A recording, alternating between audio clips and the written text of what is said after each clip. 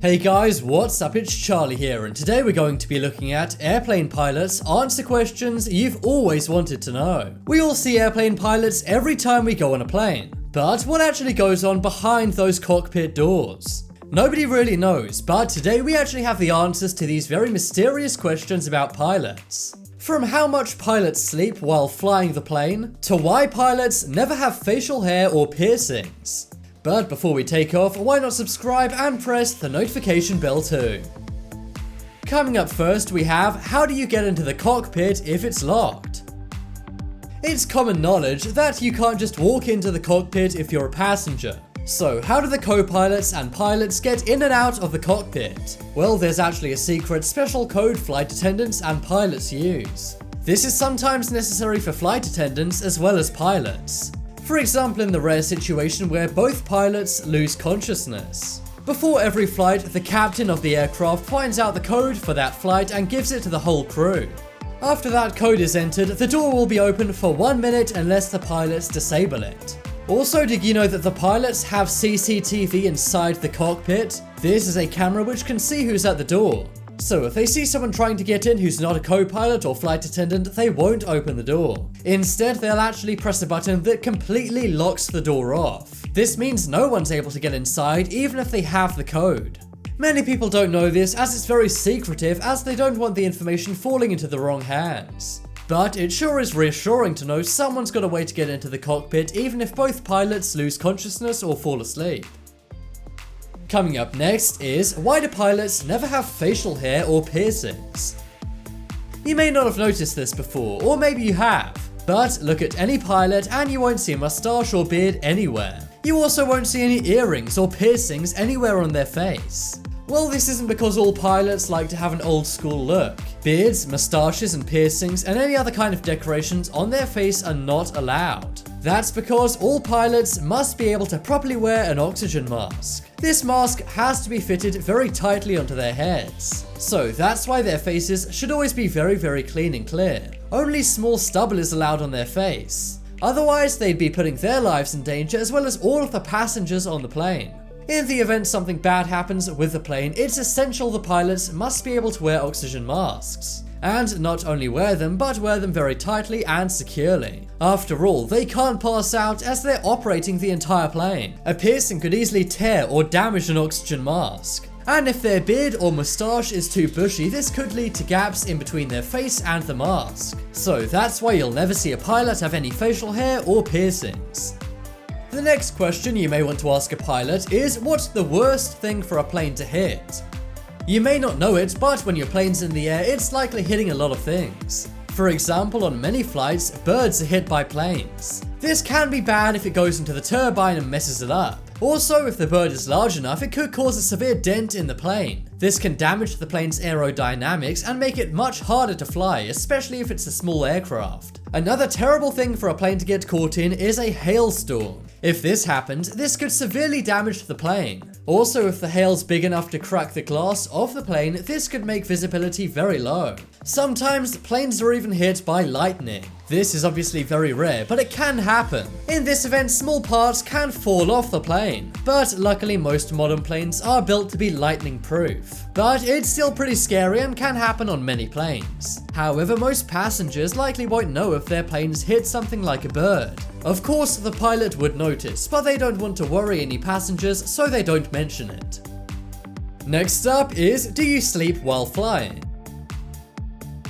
That's a question you probably wanted to ask a flight attendant many times. After all, on long flights, pilots literally have to sleep just as the passengers do. Well, a scary fact is 60% of pilots have once accidentally fallen asleep during a flight. And 20% of those times, they've woken up and found their co-pilot also asleep. That's right, some of the time your plane may actually be flown by two people who are sleeping. But don't worry too much. Many modern planes actually work fully in automatic mode. Also, when planes land, air traffic controllers wake up the pilots. They simply ask for confirmation they're awake in their headphones, and this wakes up the pilots. However, on long flights, pilots' sleeping plans are mapped out. On longer flights, there are often 2 or 3 pilots present. This means they can sleep in shifts to make sure everyone has a rest. There's also a special room in the cockpit called the sleeping room. But don't worry, air traffic control makes sure at least one pilot is always controlling the flight. Next up is, if a baby's born on board, what citizenship do they get? It may sound crazy, but babies are sometimes actually born on board flights. Remember, sometimes births can be spontaneous, and it's actually not too uncommon for pregnant women to give birth on a plane. Many long-haul planes actually have birthing kits in case this happens. But if a kid is born on the plane, what citizenship do they get? Well, there's actually 3 different options for their citizenship. The first is the country which the airline is registered in.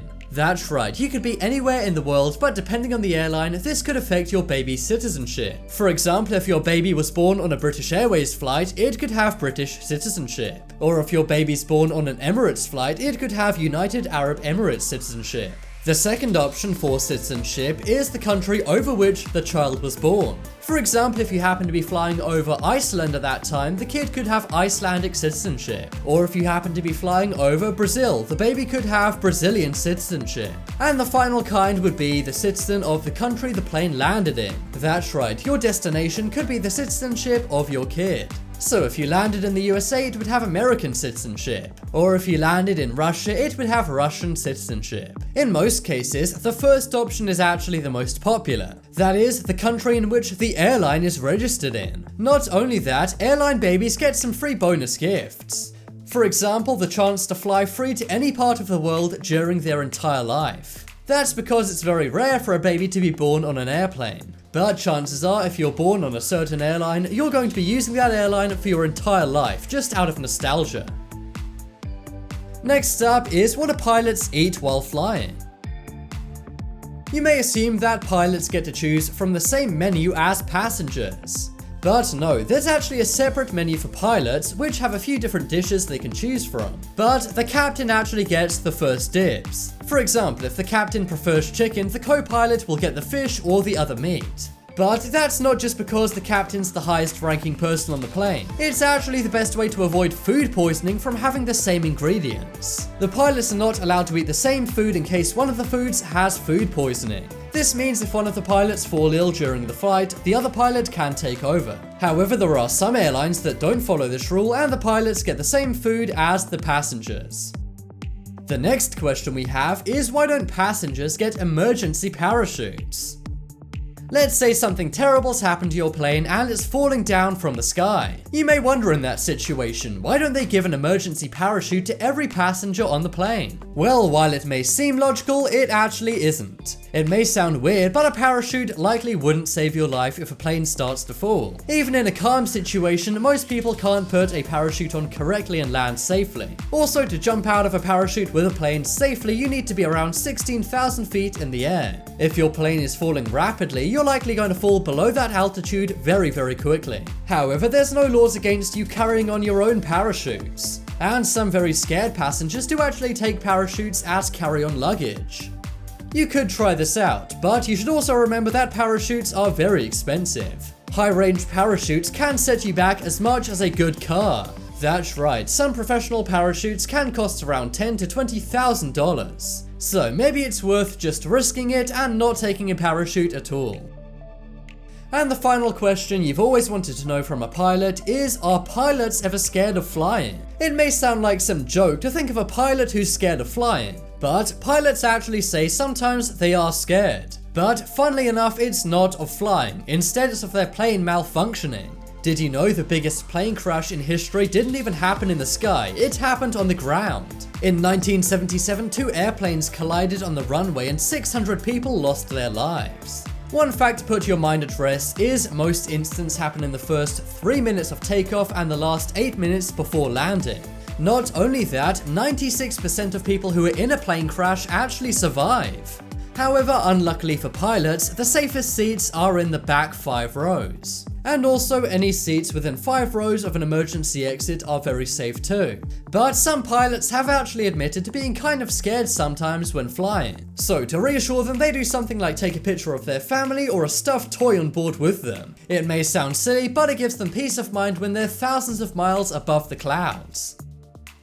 Check out the poll in the top right corner and vote for the most amazing question a pilot's answered in this list. If you guys want some more amazing videos, then check out my second channel. There'll be a link to that coming up on screen in a moment, and it's full of amazing life hacks and crafts. But as always, thank you guys for watching. Check out some more videos on screen right now. Leave a like if you enjoyed, and if you haven't already, what are you waiting for? Subscribe to Top 10s.